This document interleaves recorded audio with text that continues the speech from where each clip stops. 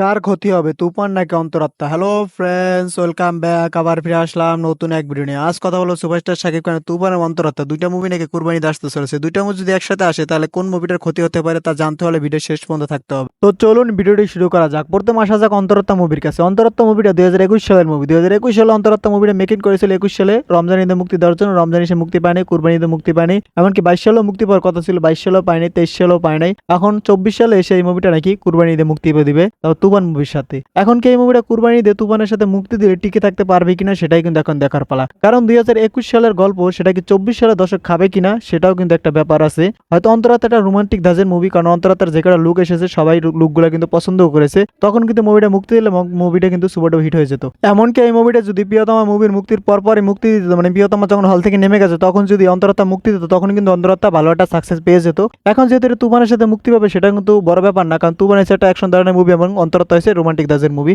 দুইটা দুই ধাঁচের মুভি, কিন্তু শাকিব খানে যদি ক্লাশ করে তখন একটা মুভি অবশ্যই লসে পড়বে, সেটা কিন্তু কনফার্ম। আর সেই লসে পড়বে গিয়ে অন্তরাত্মা, কারণ অন্তরাত্মা মুভিটা এখন কেউ নিতে চাবে না, বেশি সবাই তুফান নিতে চাবে। যারা তুফান পাবে না তারা কিন্তু অন্তরাত্মা নিবে। তখন কিন্তু অন্তরাত্মা হলও পাবে কম এবং শো পাবে কম। যদি কম শো কম হল পায় তাহলে এই মুভি তো বাজেটের টাকা উঠাতে পারবে কিনা সেটাই কিন্তু আমার সন্দেহ আছে। আমার মতে এই মুভিটা ঈদের পরেই মুক্তি দেওয়া হোক, যখন তুফান হল থেকে নেমে যাবে। আর তুফান যদি হল থেকে নেমে যায় তখন কিন্তু হলও বেশি পাবে এবং শো বেশি পাবে। শো এবং হল দুইটাই যদি বেশি পায় তখন কিন্তু এই মুভিটাও সুপার ডুপার হিট হয়ে যাবে আশা করা যায়। এখন প্রযোজনা প্রতিষ্ঠান যদি করেন আমরা কুরবানি দিয়ে আসবো, লস খাইলে খাবো, তাতে কোনো সমস্যা নেই। কিন্তু আমি দুইটা মুভি দেখবো, আগে তুফান দেখবো পরে অন্তরাত্মা দেখবো, কারণ তুফানটা বর্তমানে যে হাইপে উঠে গেছে। আমার মতে আগে আমি তুফানি দেখবো পরে অন্তরাত্মা দেখবো। আমার মতো অনেক লোক আছে যারা আগে তুফান দেখবে পরে কিন্তু অন্তরাত্মা দেখবে, যদি তাদের ভালো মনে হয়, রিভিউ ভালো আসে তখন। বর্তমানে তুফান যে হাইপে আছে, ইন্ডিয়ার হিন্দি রিভিউরা তুফান নিয়ে রিভিউ করতেছে, কিন্তু তারা ভাষা বুঝতেছে না। তারা কমেন্টে বলছে যে এখানে কি বলতেছে শাকিব খান এবং চঞ্চল চৌধুরী, তারা সেটা জানতে চাচ্ছে।